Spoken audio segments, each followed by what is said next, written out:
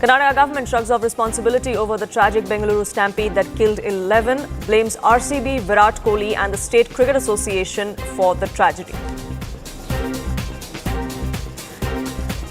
Victim of a 20-year-old a victim of self-immolation, her father speaks exclusively to CNN News 18, says the authorities failed his daughter. Inaction couldn't save her.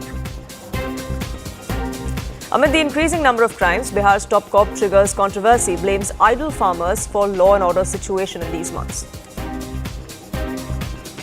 Supreme Court questions High Court order granting bail to Kannada actor Darshan in Chinnaswamy murder case. Enforcement Directorate raids 14 locations linked to Changur Baba in Uttar Pradesh and in Mumbai amid the crackdown on Pan-India conversion nexus. In a major development in the Shikhupur land deal case, Enforcement Directorate has filed a charge sheet against Robert Vadra and several others.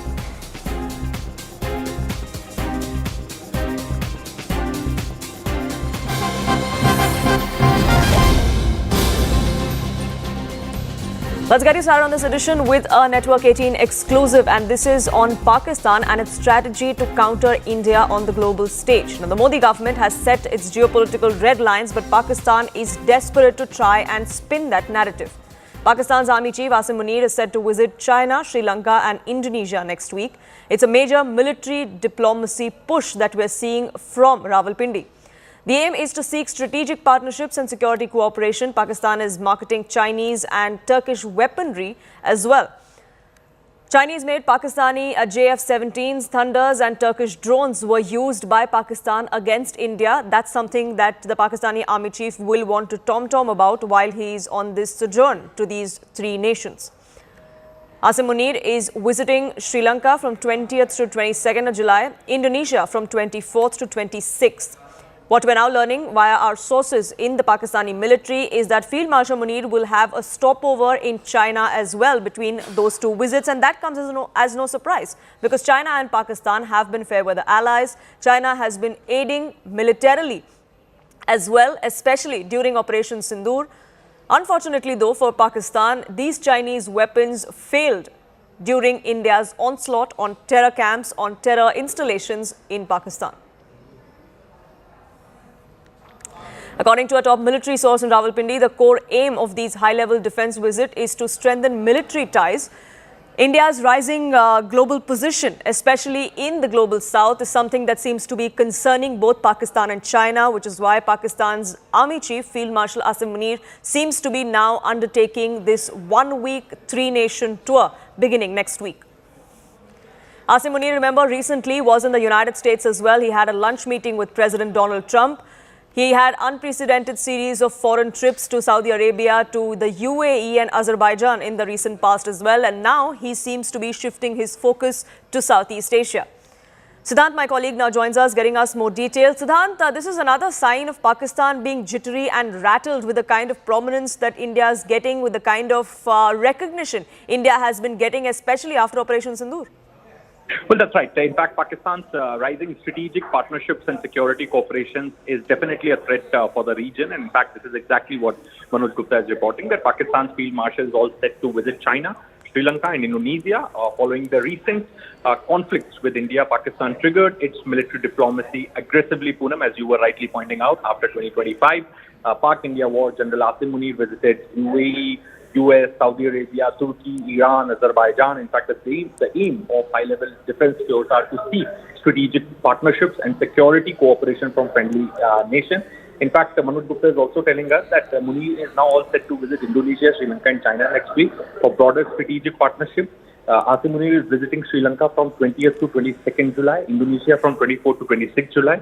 The source in Pakistan claims that General Munir will have a stopover in China between the two visits, likely or in the next month, which will be kept secret due to highly sensitive issues.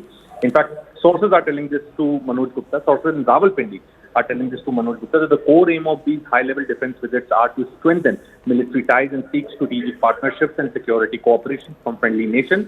The source added that the Pakistani military leadership is also marketing, appeasing and appreciating the Chinese jets and Turkish drones after the conflict with India, and try to convince countries like Sri Lanka, Indonesia and Iran to invest and purchase Chinese-made Pakistani JF-17 Thunders and Turkish drones through Pakistan.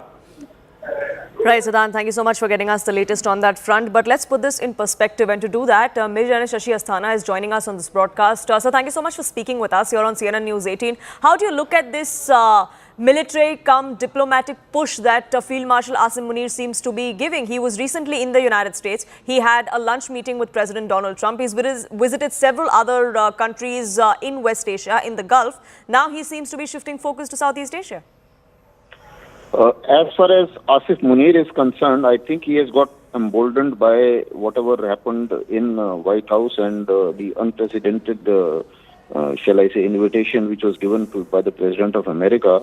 Although the military diplomacy was part of the Pakistani diplomacy always, but now I think he seems to be emboldened, and there are certain other agendas which have come to fore.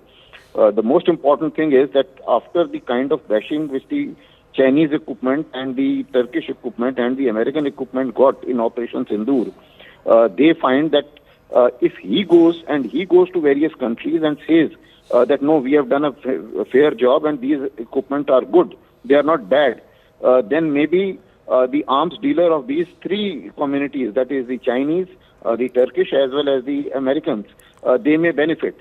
And that can in turn benefit Pakistan.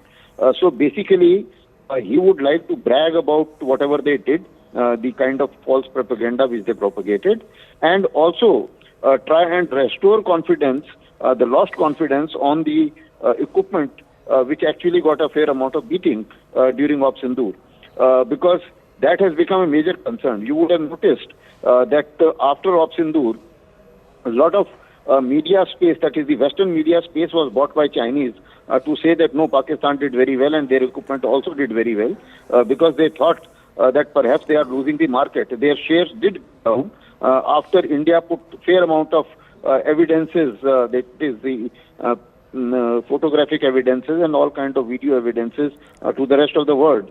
So now they are also trying to perhaps mitigate the damages of that particular engagement in a manner that they are trying to go through and fire the shot through Asif Munir's shoulder. That he goes, he says, he brags about his achievements, and he also says that, okay, I'm confident of this Chinese equipment, and therefore the equipment gets sold. So I visualize that this is one part of it. And the second part is, of course, Chinese as well as Americans are now lately looking for the fair amount of influence, or gaining fair amount of influence in South Asia. And they have found this person perhaps to be singing their tune in going to various countries. So I think not only that he is going it for Pakistan, he is also going it for China, and maybe some other players are also involved in his visit and his selling of, or he's trying to promote a narrative which may suit some of the arms dealers as well, because the agenda was hijacked by some of the arms dealers, the information agenda after Op Sindoor. But Major Asthana, should India be worried as far as this push is concerned? I mean, all sorts of propaganda material that China and Pakistan were floating in the aftermath of Operation Sindoor, all of that was rejected, rebutted in real time by India. But these kind of visits that Field Marshal Asim Munir seems to be undertaking, should India be worried, or should India find a strategy to counter that as well? See, we have to also showcase our equipment in a manner which I think we are doing. There is a fair amount of effort which has been put into that. We have also sent our ministers. We are a democratic country. The person who does the job best. So if MEA is approaching, and MEA is, I think, quite active in reaching out to all these countries which Asif Munir is visiting. Even Jaishankar was in China. So the question is not that we are not doing it. We cannot stop any country from visiting any other country. That is, I think, beyond us. But at the same time, I think we are also playing our cards well. Our system may not be the same. So in our case, this diplomatic, see, Pakistan is a slightly different country where military matters much more than the state matters, number one. And number two, with the recent recognition of President Trump of Asif Munir, what is happening is that perhaps the entire world, they think that entire world will also think that he is the person who actually holds the power, even if he is not the president or prime minister. So he might as well, his visit may get more attention. That is what Pakistan feels. And I think Chinese also feel that the same way. So he is doing in his way, we are doing in our way. I don't think it should bother us very much. But certainly there is no doubt that we need to have the battle of narratives is a part of the battle, which is when we say grey zone warfare, and when we say subconventional warfare and omnipresent warfare and non-kinetic measures of warfare. I think the narrative warfare has come up a big way, and we need to be prepared for it. I think this is one area where we need to work. We need to have the organizations, we need to have a doctrine for the narrative warfare, and this is what I have been writing in many writings of ours, that during Op Sindoor, one of the major lessons learnt is taking narrative war very seriously along with the kinetic and non-kinetic war. Mijan Sethi, thank you so much for speaking with us here on CNN News 18 and putting that in perspective for us. So at the moment, though, we are shifting focus. Odisha is witnessing a statewide bandh called by the Congress and other opposition parties, including the BJD, over the shocking death of a college student from Balasore. The victim's father, speaking exclusively to CNN News 18, made some chilling revelations, accusing the college's internal complaints committee of harassing both him and his daughter. He said that she cried every night in her hostel until the warden called in an alarm. Unfortunately, it was too late. Even the victim's friend, who has now spoken to us, claims that the principal delayed action for nearly a week, even threatened the victim that if she failed to prove her harassment allegations, there will be action against her. The friend has further alleged that the HOD, the professor in question here, instigated students to defame the victim, adding that relentless trolling and humiliation on campus completely shattered her spirit. Meanwhile, there are at least 3 letters that reveal the kind of complicity that the college undertook. The college was informed about these harassment allegations, and these 3 letters that we've now accessed are dated 30th June, 1st July and 2nd July. There are allegations against Professor Samir Sahu that were made of both sexual harassment and of mental torture. Unfortunately, action was not taken against him until it was too late. बच्ची होने के नाते वो हिम्मत दिखाया, principal को complain किया, सबको बताया, लेकिन जब ये कंप्लेन करता है ना, इसका बाद इसके एगनेस्ट में कोई स्टूडेंट लोगों को लेके इसके नाम से फिर भी कई कंप्लेन करते हैं प्रिंसिपल के पास। दूसरे जिन लोगों को मालूम नहीं ये इसमें साइन किया ये क्या है, मेरे बेटे को बुला के उन्होंने बोला रिपोर्ट तुम्हारे खिलाफ गया है, तुम इसको विड्रॉ करो, कंप्लेन विड्रॉ करो, साहब को माफ़ी मांगो। और जब खुदकुशी किया किधर किया? प्रिंसिपल का रूम के सामने। प्रिंसिपल का रूम से निकल के वो खुदकुशी किया। प्रिंसिपल का रूम के सामने कोई नहीं था, इसका ऐसे कैसे आ सकता है? प्रिंसिपल इधर का सीसीटीवी नहीं है, ठीक नहीं है, बाहर का सीसीटीवी है। प्रिंसिपल का रूम का आगे में जो 4th क्लास एम्प्लॉय बैठते हैं वो क्या नहीं था? इधर सब जानबूझ के ऐसा कोई नहीं बचाया मेरे बेटी को मरने के लिए छोड़ दिया। पूरे हरास के, फिर सिर्फ मुझे नहीं, उन लोगों ने मेरे बेटी को इनडायरेक्टली फोर्स किया, कंप्लेन वापस करो। ऐसा कहना अच्छा नहीं है। एक प्राइवेट मेस में था, मेस का ओनर मुझे एक दिन फोन किया, आपका बेटी रोता है रात को। वो लोग मुझे बताया तुम्हारे बेटी का कोई कुछ अफेयर्स है, इसीलिए ऐसा होता है। What happened was 30th of June, we went to the principal's office because she told us that her voice was not being heard. He took 7 to 8 days time. After 7 to 8 days, the girl had no more patience left. As after 1 day or 2 days, I guess the HOD, who was the culprit, he gathered up some number of students. He gathered them and persuaded them, convinced them that the girl who's actually giving application against me, her character is not right. Character assassinated that girl, and then persuaded those all students to take support of him. I would say opposition students who used her like a tool, a political tool. She was being used like a political tool. She was being provoked by the members, by the principal afterwards, the day this incident happened, that students are giving applications against you. There is no proof that your words are right, whatever you have written is right. So you need to give evidence for whatever you have written.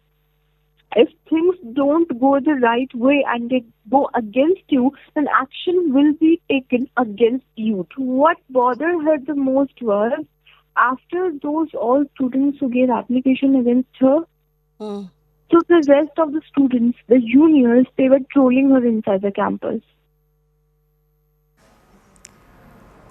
The family of the victim is alleging complicity by the college management, by the principal, who, despite being in the know of these allegations, did not act until the victim was forced to take the ultimate step. Now, CNN News 18 has accessed 3 letters that go on to show that the college, in fact, was in the know. The first letter is from the 30th of June. In this letter, the victim, along with the ABVP, a political outfit, a political wing that was active on campus that she was a part of, in that particular letter, they say that the head of department, which is Professor Samir Sahu in this case, uses abusive language during class. They also said that he behaves inappropriately with many female students. They urged for disciplinary action to be taken, that the Internal Complaints Committee look into it and act against this professor. Then comes the second letter a day after, on the 1st of July. This is a complaint that the victim herself wrote to the Internal Complaints Committee. I was humiliated in front of the entire class, she says in this particular letter.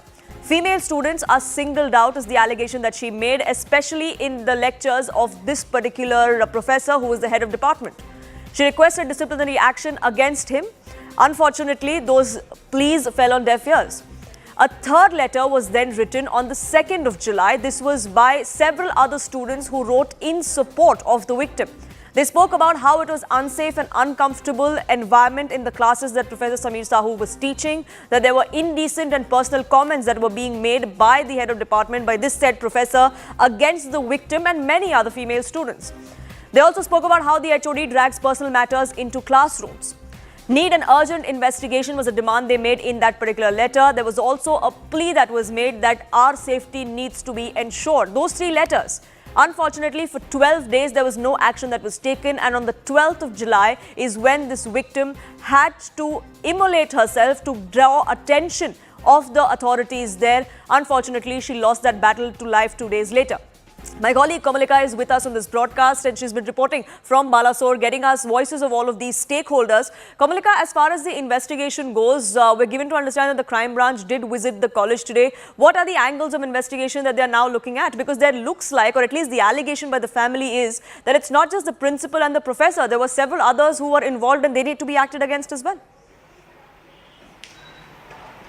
Yes, there are 3 very senior women officers who right now are there in the KM College and KM Autonomous College, and they are investigating every aspect of it. They have gone to the crime, the PO, that means the place of occurrence where she did the self-immolation. That is where they have investigated that place. They are interrogating, they are talking to the faculty members and other people who were there. Now, a very big question also is from where she got the petrol, where she got this, she brought it, who gave her at that point of time. That is also a very important question. So they are investigating every aspect to it. They have told us that since the matter is very sensitive, they are going to look the matter with very much sensitivity, and there are a lot of allegations from the family. There are a lot of versions are coming from a lot of places. So everything will be dealt with very much sensitivity. There is a version that is coming up from a section of students. So one thing is also there, that it is not only the principal, it is not only that assistant professor, but there was a group of students who also tried to bully her.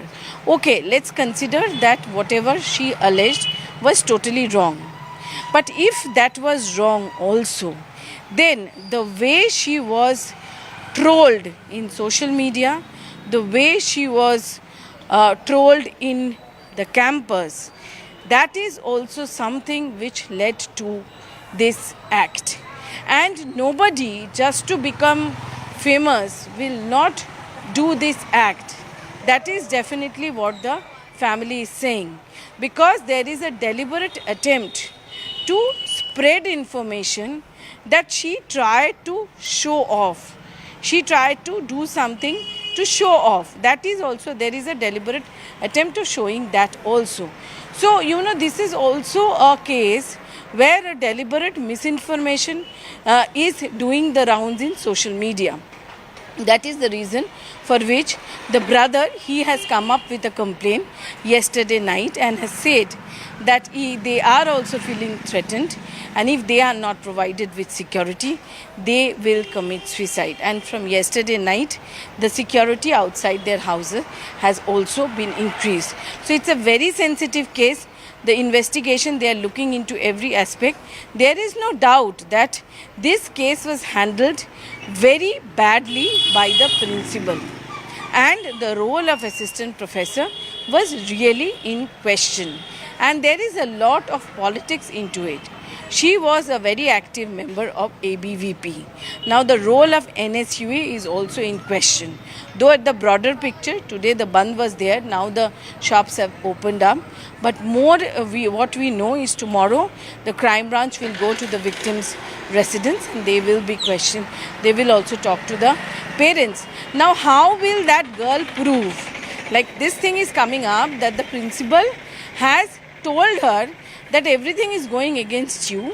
If you can't prove it, then you will face the consequence. Now the parent is saying that she was told that you have to give me favor. While he was saying this, what could she have done? She would have recorded that. 2 witnesses would have been present there. Is this possible to have proven such things? This is the question which the parent is raising. So, I have also seen an Arjikar case, and I am also, covering this case. There are certain things which cannot be proved in this way. So, this is something which is very much concerning. Absolutely. Kamalika, thank you so much for getting us the latest on that front. We do have to shift focus now, even as we keep our eye out on what happens in the investigation there in Balasore. But shifting focus to political developments, and hectic ones at that are taking place in Maharashtra. Just yesterday, Chief Minister Devendra Fadnavis sparked buzz in the State Assembly with his public invitation to Uddhav Thackeray to cross over once again into the NDA fold. Today, UBT Chief and Devendra Fadnavis met. The meeting took place in the office of the Legislative Council Chairman. Their meeting, we're given to understand, lasted for about 20 minutes. Now, yesterday's suggestion by Fadnavis was ignored by the Thackerays. Speaking during the event of a farewell ceremony of MLC Ambadas Danve, Fadnavis, looking in the direction of Uddhav Thackeray, had told him that there is going to be no change as far as power is concerned. There is no reason why the NDA will be in opposition until 2029, but if you want to cross over, that is something that we could consider.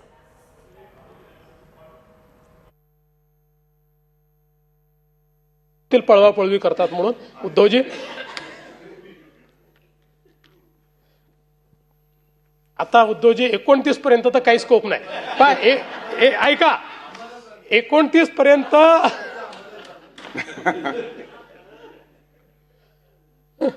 आम्हाला तिकडे याचा scope Urla नाही 29 तुम्हाला इकडे याचा scope आता विचार करता येईल म्हणजे त्याचा विचार आपण वेगळ्या पद्धतीने करू पण आम्हाला तिकडे याचा स्कोप हा काही या ठिकाणी उरलेला नाही पण मला असं वाटतं की मी अंबादासजी कुठे असले तरी त्यांचा मूळ आत्मा हिंदुत्ववादी.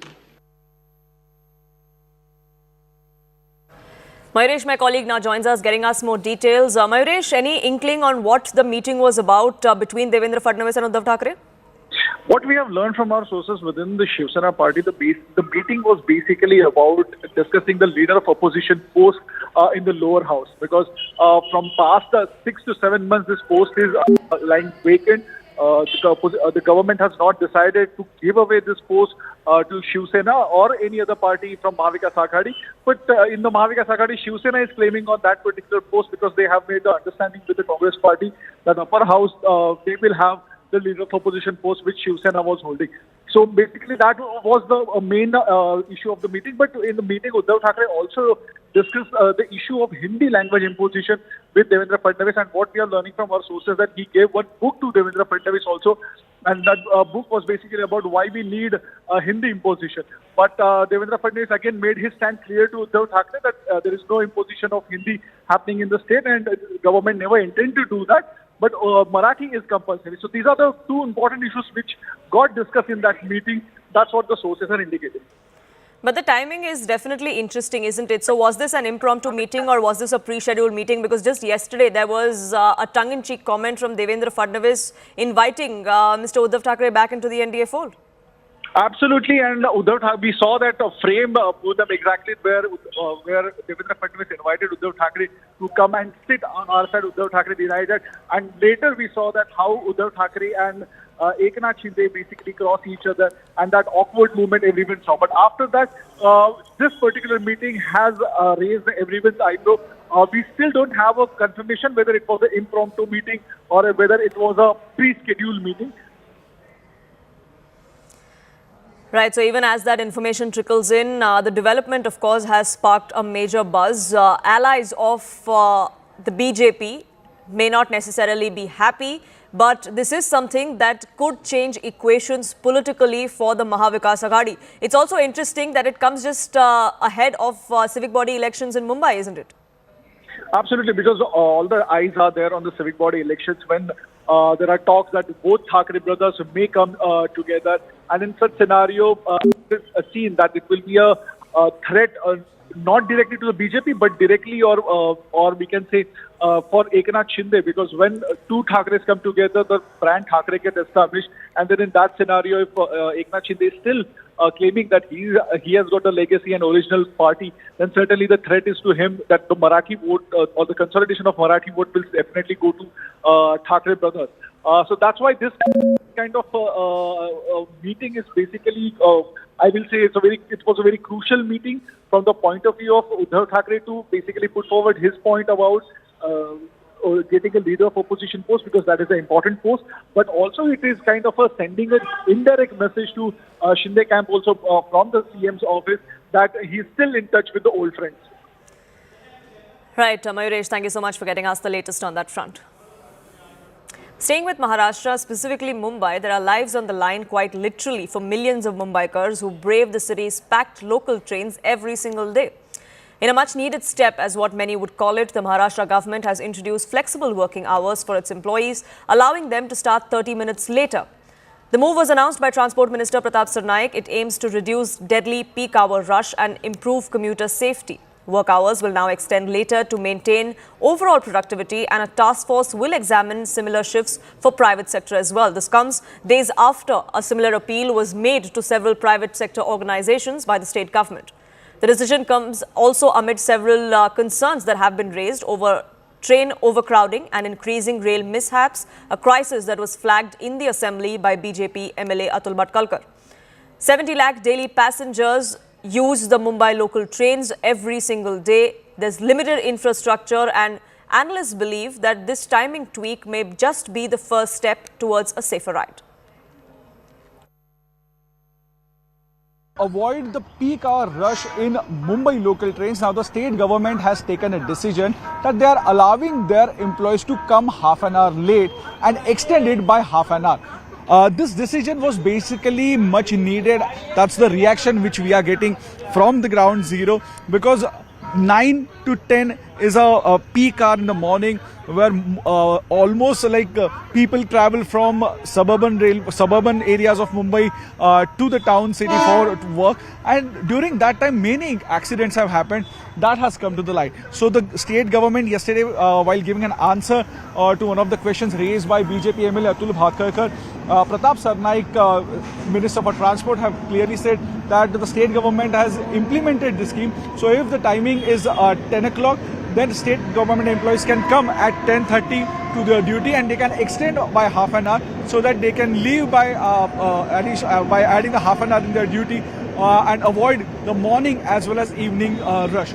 But the main important issue over here is, will this be implemented by the private offices, because private offices also work in a same timing, and a lot of people who travel in local trains, they work in a private offices. So the main important issue, will the private offices use this staggered timing, or they implement this staggered timing? For that, the state government has implemented one policy. They are basically they have basically constituted one group which will study this entire matter, and they will basically come up with the findings, and they will try to convince the private offices to do this staggered timing. So it would be interesting to see whether this time the private offices get convinced to do the staggered timings for the safety and security of their own employees. While the state government has given instructions to private companies to follow staggered work timings in order to ensure that traffic on streets and crowd in railway trains is reduced, so far the state government has come up with this very mechanism in its own domain, wherein the state government employees are asked to report half an hour later so as to ensure that the crowding in local trains is reduced. This comes in as we've seen that in Mumbai just a couple of weeks back, several people lost their lives because of overcrowding in local trains. We try to speak to some of the people who are local commuters every day towards suburbs and town in Mumbai. We also try to speak to them. They are businessmen. They are also people who work in private sectors. We speak to them and try and understand what do they really think about this very decision being taken by the state government. Sir पहले आपके पास आएंगे, बताइए कि जहाँ state government ये बोल रही है कि अलग अलग टाइमिंग रहने चाहिए ऑफिस के, ताकि ट्रेन में क्राउडिंग कम हो जाए या रास्ते पे ट्रैफिक कम हो जाए, आपको क्या लगता है इसके बारे में, और क्या ये पॉसिबल है प्राइवेट कंपनीज में या कहीं पे डेडिकेट करना? पॉसिबल हो सकता है, लेकिन इसमें मेरे हिसाब से दो पॉइंट है.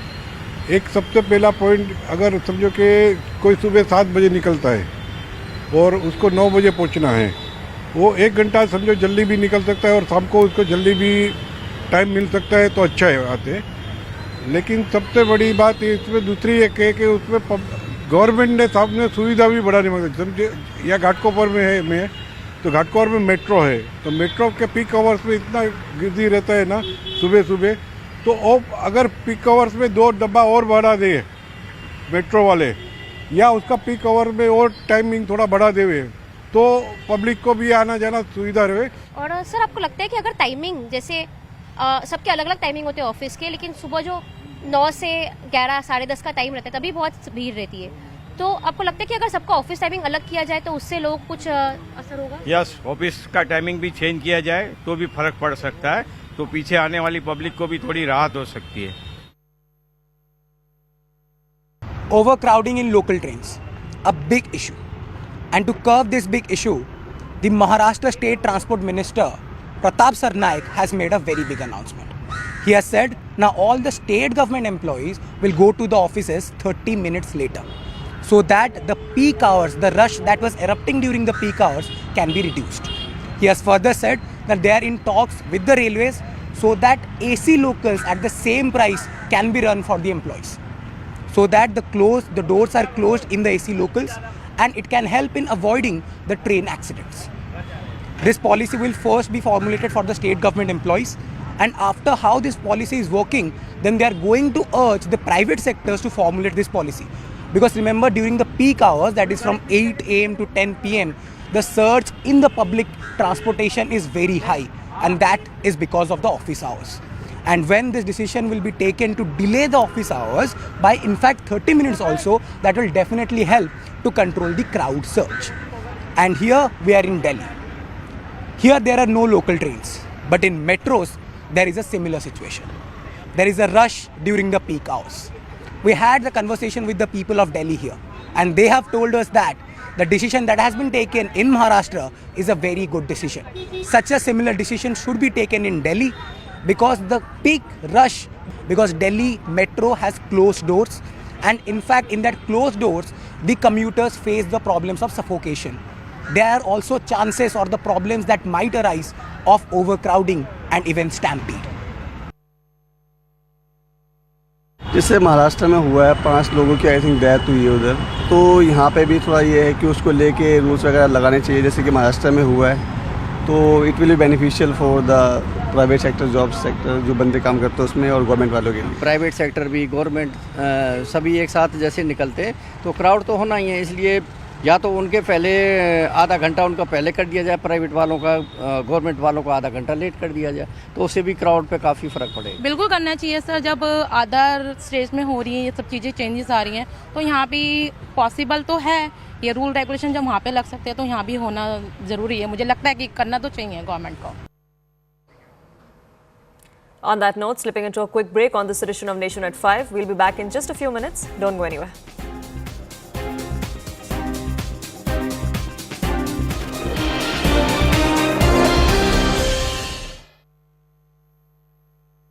फ्यूचर में मैं कभी तो retire. This is News 18 Network.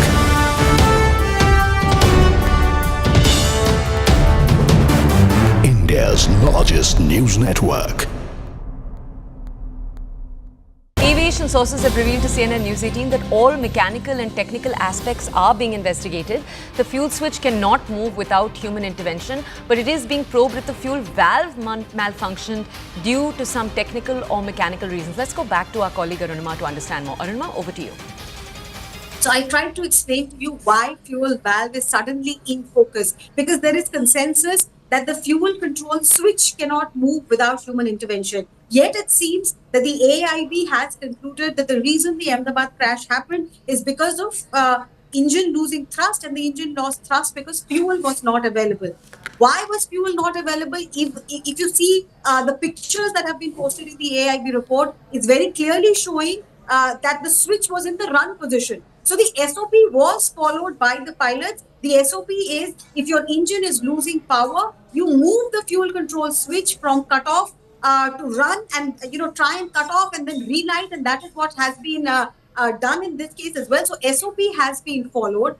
The question is, why was fuel not available to the engine? If the fuel switch had not been moved manually, what else could have possibly happened? And that is why the focus is now moving to the fuel valve. The word transition, some of the pilots who have been with us on our shows have also said that the word transition is more apt for the fuel valve rather than the fuel switch, because the switch just moves from on to off. It has to move from run to cut off. There's no transition. The word for the switch is move. If AIB has used the word transition, could it be an indication of the fuel valve? And the reason is because of that malfunction that we just spoke about. The pilot report gave that error message, stab POS XDCR. It does not impact your fuel switch.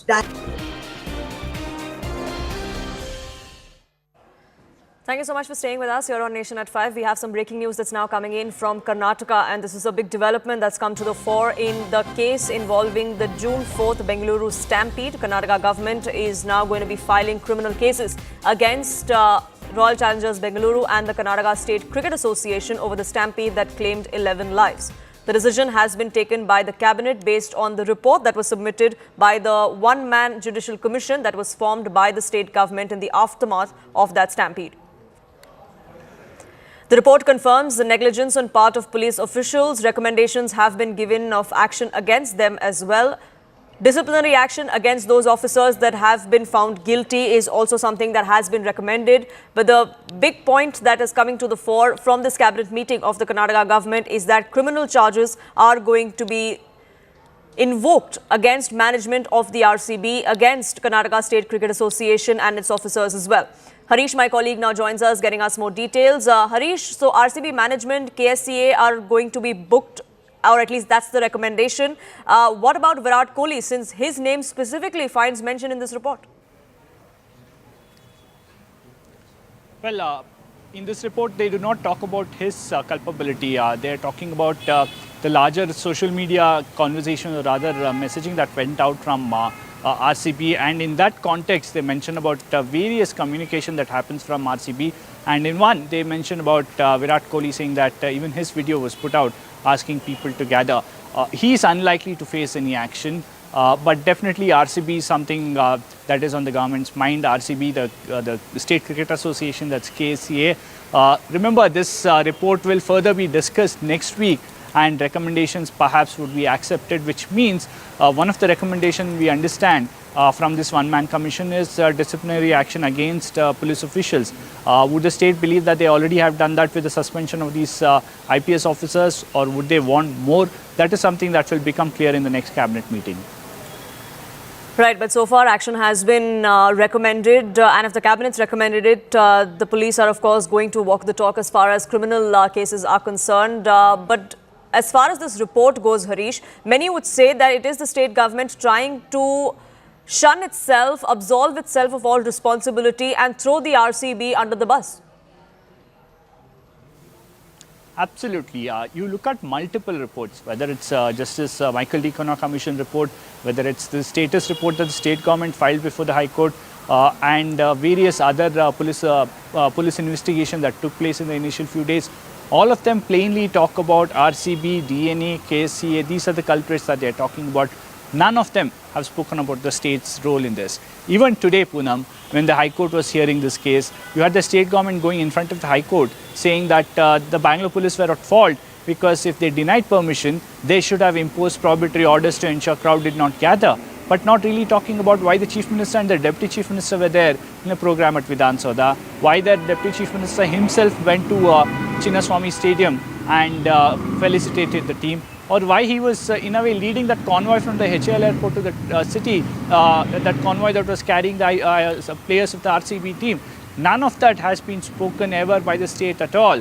The only action we have seen is action against political secretary of the Chief Minister, because many believed he's the man who was instrumental in pushing the state government to go ahead and host this or allow this event to happen. The state clearly at no point in time has said that yes, we too perhaps were wrong.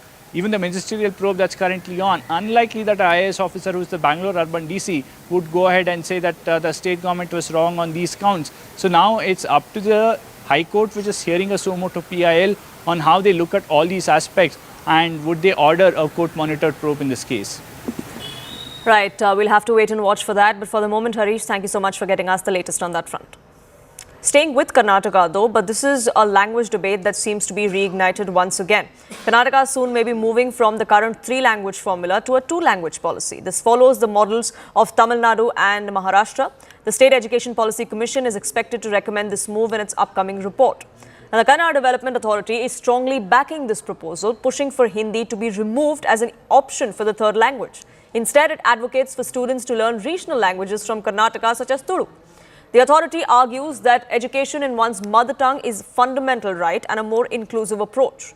Meanwhile, private schools in the state are expressing some concerns. They oppose making Hindi mandatory but prefer retaining the option of a 3rd language that allows students the freedom to choose a language of their interest rather than scrapping the system altogether.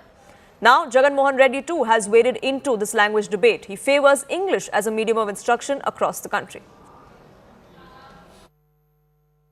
It's not easy to implement bilingual formula in Karnataka, though we all like to have it, because Karnataka has more than 231 languages. The speakers numbers are more than 10,000. So in principle, you should be able to teach all those languages in your classroom. You should prepare a separate textbook for them, and it's a student's right. It's a student's right to learn, or read, or complete his education through his mother tongue. But when you teach 2-language formula, of course, it will be Kannada as a state language and English as a communication language. That's a perfect stand. Then how about other languages? Camps as an association, we are against implementing Hindi compulsory. Especially state board children's 3rd language compulsory Hindi has been imposed. We are against it, but diluting 3-language policy is not that good because there are various factors. Learning multiple languages is more important for children, and across board there is a discrimination. Third important thing is, if a child from other state wants to learn his mother tongue, then there will be no option in Karnataka. We have to see that how to uphold Kannada to be implemented in Karnataka rather than making compulsory Hindi as a 3rd language. Sir இன்னொரு விமர்சனம் என்ன சொல்கிறாங்கன்னா இப்போ வந்துட்டு மொழி அப்படிங்கிற ஒரு எப்பவுமே அதை பற்றி பேசுகிறாங்க, திணிக்கிறாங்க, ஹிந்தியை திணிக்கிறாங்க மும்மொழி மூலமாக அப்படின்னு. அதிமுக இப்போது அவங்களோட கூட்டணி இருக்காங்க, அவங்களோட நிலைப்பாடு என்ன அப்படின்னு கேட்குறாங்க. தெளிவாக சொல்லிட்டேன், இருமொழி கொள்கை தான் எங்களுடைய கொள்கை, ஆங்கிலம் தமிழ் தான் எங்களுடைய கொள்கை, அது நிரந்தரமானது. திமுக மாதிரி அப்பப்போ மாற்றி பேசுகிற கட்சியோ அண்ணா திமுக கட்சி அல்ல, அதை நான் ஏற்கனவே தெளிவுபடுத்திட்டோம். The change what should be brought about is not Hindi. Hindi can also be a language what can be learned, but the medium of education should be English. See, this is the biggest change that should be brought about throughout the country. If this country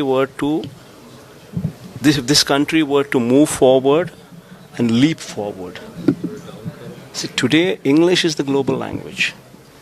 Anybody, until and unless these government schools change, and until and unless the poor studying in these government schools learn to speak fluent English, they can never be competitive.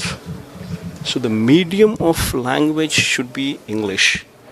Yes, once the medium is established as English, you can have language 1, language 2, language 3. My school was an English medium school. My first language was Hindi. In our school, my second language was Telugu. That's a different issue. But so would you pitch Hindi to be national language? It is a national language. What is there to pitch? Moving on now, the push for Atmanirbharta in defence is gaining momentum. The private sector is stepping up as well. CNN News 18 has visited a cutting-edge facility that manufactures titanium and super alloys for the Brahmos missile. It's the only private company in India that produces these materials and components for the supersonic missile system. It's a crucial contribution to India's self-reliance in defence manufacturing. Take a look at this special report. UPDIC, which is Uttar Pradesh Defence Industrial Corridor, is one strategic initiative of the Government of India where the focus is on Uttar Pradesh and to make it a hub for defence equipments and platforms. We know that how 6 nodes have already been decided, and Lucknow is one node where I'm standing right now. As far as this particular place is concerned, so we know that how a Brahmos facility was inaugurated by Raksha Mantri Rajnath Singh just a few weeks back, and right now there are a number of companies that have already started working in order to push Atmanirbharta, in order to push indigenous production of the sort of components or the elements that we have been using in some sort of equipment and platforms in our armed forces. As far as Brahmos is concerned, so the facility where I'm standing, it is one private company, that is PTC, and this company is the only company that is providing titanium alloys and super alloys for Brahmos. When we talk about these sophisticated components, so not everyone can do it, but this time around this private company is doing it and has been providing these components for Brahmos production. I'll try to show you the visuals as to how they treat the raw form of the ores and the sponge into the sort of final product that we have in the form of titanium alloys and super alloys.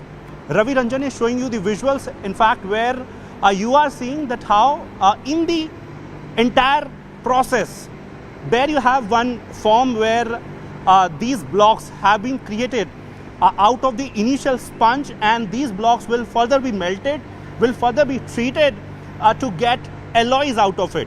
When we talk about Brahmos, so we know that how Brahmos supersonic cruise missile was used by India in Operation Sindoor in response to the sort of aggression that was in fact shown by Pakistan when India launched attack on the terror camps in Pakistan.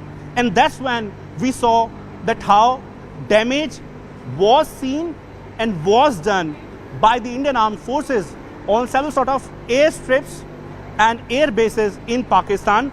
And when we talk about these initiatives and in fact these platforms, so companies like PTC have been in fact playing a major role because they have been providing the components, they have been providing the elements that are somewhere helping our armed forces, in fact, to get the final product out of what has been intended.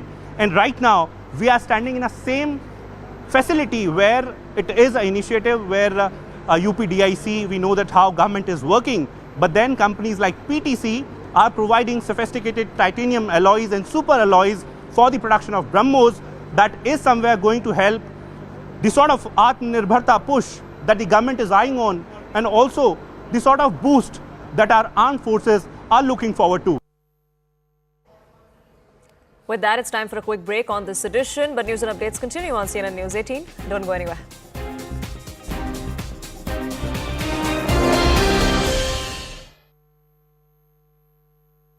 Brought to you by This is News 18 Network.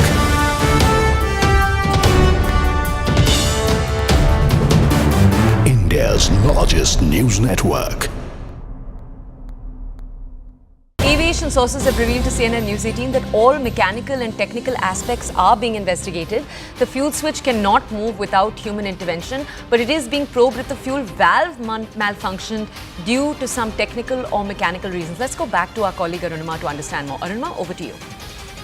So I tried to explain to you why fuel valve is suddenly in focus, because there is consensus that the fuel control switch cannot move without human intervention. Yet it seems that the AIB has concluded that the reason the Ahmedabad crash happened is because of engine losing thrust, and the engine lost thrust because fuel was not available. Why was fuel not available? If you see the pictures that have been posted in the AIB report, it's very clearly showing that the switch was in the run position. So the SOP was followed by the pilots. The SOP is, if your engine is losing power, you move the fuel control switch from cutoff to run, and try and cut off and then relight, and that is what has been done in this case as well. So SOP has been followed. The question is, why was fuel not available to the engine? If the fuel switch had not been moved manually, what else could have possibly happened? And that is why the focus is now moving to the fuel valve. The word transition, some of the pilots who have been with us on our shows have also said that the word transition is more apt for the fuel valve rather than the fuel switch, because the switch just moves from on to off. It has to move from run to cut off. There's no transition. The word for the switch is move. If AIB has used the word Welcome back. India's chess teen prodigy Pragnananda has stunned world #1 Magnus Carlsen at the freestyle Grand Slam in Las Vegas to storm into the quarterfinals. Carlsen crashes out of the winners' bracket as India's new gen stars continue to dominate world chess.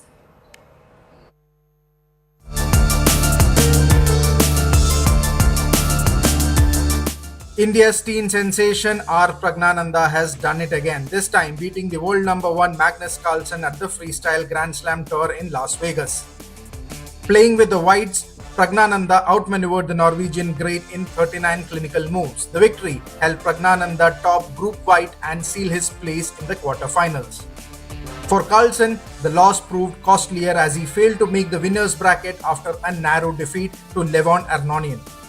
Carlsen will now play in the losers bracket, meaning the best he can finish is third. The world #1 is no longer in the hunt for the title.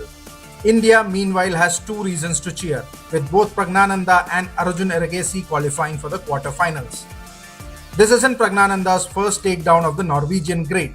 He famously beat Carlsen in classical chess at Norway Chess 2023 and had earlier defeated him online. Now he's made another big statement, this time in the freestyle format. It's been a dream season for the 19-year-old who has already clinched titles at the Tata Steel, the Grand Chess Tour in Romania and the Oost Chess Cup. The stellar run has propelled him to a career-best world #4, leapfrogging world champion D. Gukesh and compatriot Ergesi. Carlsen, meanwhile, may still lead the overall Grand Slam Tour standings, but the recent results tell a different story. He has now lost twice in a row to Gukesh, most recently in the rapid format, a format Carlsen himself claimed was not Gukesh's strength. The first of those defeats at Norway Chess saw Carlsen storm out in frustration, slamming the table after a blunder. It's a rare sight, Magnus Carlsen under pressure and India's Gen Z grandmasters turning up the heat. Shifting focus now, our Madhavan has long charmed audiences with his romantic roles on screen. But for him, the essence of on-screen romance began much earlier, the moment he first meets his co-star. In a recent interview, riding high on the success of their latest release, Aap Jaisa Koi, R. Madhavan, Fatima Sana Sheikh and director Viven Soni caught up with CNN News 18's Shosha team. I'll be leaving you with that exclusive conversation. Hello and welcome to CNN News 18. Today we have with us three really special guests. I would say here we're talking about something very apostrophe, if I may say. Right? Ladies and gentlemen, please welcome Fatima Sana Sheikh, R. Madhavan and Vivek Soni to News 18. We're here to talk about, like I said, apostrophe, or rather Indrajal. Madisa, coming to you. First of all, we love your new look. Finally, the shaver's remorse, like you said. I know. So, yeah. But is this just to resemble Srinu again, if I may say? I wish I had the liberty of switching between looks. No, but this, I had to clean shave for my next shoot, part. so that's why. But how close is Srirenu to you? Was it easy to get into the skin of Srirenu? Yeah. So because you want Hindi or English? English is fine. English is fine? English is fine. So it might not be completely what I have gone through, but it is it's an amalgamation of experiences of people my age. I think ours was a generation that was educated by the women on how they would like to be treated. So it has changed. What we thought was a normal, acceptable behavior was not. And people, when we realized over a period of time, and that made the boys also very lonely. उनको ना पता ही नहीं चला कि हम ऐसा क्या बोल दिया भैया कि इतने offend हो गए, या फिर छोड़ा यार बोलते ही नहीं है. Like I remember an example when we were in college and school. We used to go sometimes in the evening to the discos and stuff. तो उसमें 100 में से ना 4-5 लड़के, मतलब कि let's say the upbringing was not nice, तो वो थेतरगिरी करते थे वहाँ पे. वो 4-5 को कुछ नहीं कर सकते, अब वो है ही उनकी फितरत ही वैसी है. और बाकी ना कुछ 20 लड़के थे जो डिसेंटली जाके लड़कियों से बात करते थे, और बाकी के जो 25% या 30% बंदे थे वो तो डरे से में से कि यार दूर से खाली बड़े शेर बनते थे, यार पास जाके किसी बात नहीं कर पाते. Today that proportion is still the same. वो 4-5 जो गंदे लोग हैं वो वैसे के वैसे ही हैं, पर ये जो 20% जाके जो बात करते थे ना, वो भी इसमें जुड़ गए, जिनको डर लगता है कि पता नहीं बात करें तो कैसे करें. I understand. And that has happened in all strata of the society. So for me that relatability was very high, because even though I don't mean to offend, even though I don't, despite all my exposure around the world, कभी-कभी हमारे मुंह से ऐसा कुछ निकल जाता है, then you realize कि shouldn't have. आज के ज़माने में गलत हो गया ये. हालांकि intention was not that, which is why I really liked the way the story was being projected. In his own world, he is right. In his own world, he considers his bhabhi as his mother. Right. अब इससे बड़ा respect क्या दे सकता है किसी woman को? तो इसके हिसाब से she is his mother. That's how he. But on the other front, वो एकदम बौखलाया हुआ है. Which is, I understand. Fatima, how close was Madhu for you when you learned about this character? By the way, if I may tell you, you look beautiful in the She does. You look beautiful in every single frame in the film as well. So yeah. No, it's because of him and Debo. Of course. वो अच्छे से दिखा देते हैं. I can relate to this character because I'm also very clear कि मुझे क्या चीज़ पसंद है, क्या नहीं, क्या respectable है, relationship से क्या expectations है. उसको समय लगा वो चीज़ समझने के लिए. You also realize later in life, but my parents are very they treat my brother and myself very equally. तो वो घर से ही हमारी upbringing ऐसी रही है, equality ही रही है. मेरे घर में gender role set नहीं है. My father cooks because he loves cooking, right? Which is very interesting because in the area that we used to live in, for women and other people, they used to talk about him कि ये तो घर पे खाना बनाता है. समझ रहे हो? क्योंकि सोसाइटी में नॉर्मल नहीं है एक मर्द घर पे खाना बनाए. And but he didn't care. Initially he would tell, अगर घर पे कोई दोस्त आते ना बोलते थे कि क्या खाना बनाया है, my father ले बोलना मम्मा ने बनाया, माँ ने बनाया. So for him also to accept that and be like, no bro, I cook my food and I cook for everybody and everybody loves it. So that's beautiful to see. That's how I've been around and I understand. I've grown up. I understand.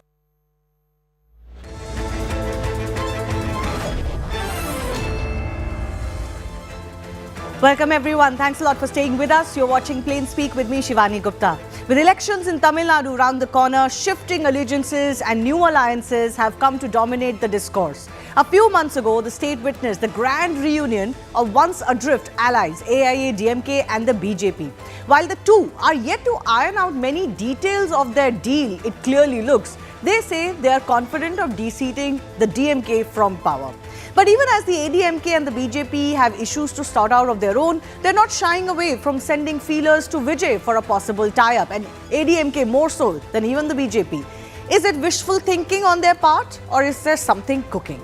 Former Chief Minister EPS told CNN News 18 that DMK is only criticizing the BJP. They have nothing to say against their principal opponent, which is their party.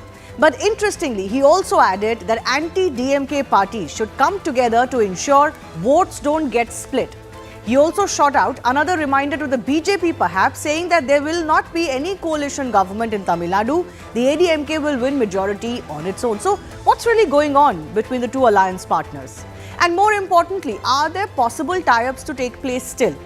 While the battle is driven largely by Tamil pride, it remains to be seen how Vijay's mix of Tamil nationalism and secularism will shape the political discourse in the run-up to the 2026 elections.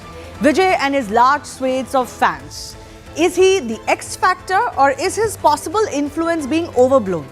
And the biggest question is whether he will continue to go solo or join hands, as EPS said, with anti-DMK forces. What lies ahead in Tamil Nadu? That's the big debate coming up with our guests in just a bit. So attempts to woo Vijay aren't new. The BJP-ADMK alliance have been making efforts for quite a while. Last month, Union Minister Amit Shah had said in an interview to Tamil Daily, when asked about Talapati Vijay and the possibility of his party TVK joining the NDA, Shah gave a very cryptic and vague response, avoiding any direct reference. He just went on to say there's still a lot of time to go for the elections. Shortly after the BJP's ADMK reunion, Deputy K. Palaniswamy said that it would not be surprising if more quote-unquote like-minded parties were to join the NDA alliance, a possible hint towards anti-DMK TVK. Vijay, however, has been outspoken about his views. He has even gone on to the extent of calling the BJP-AIA-DMK alliance a rejected and, quote, coercive equation.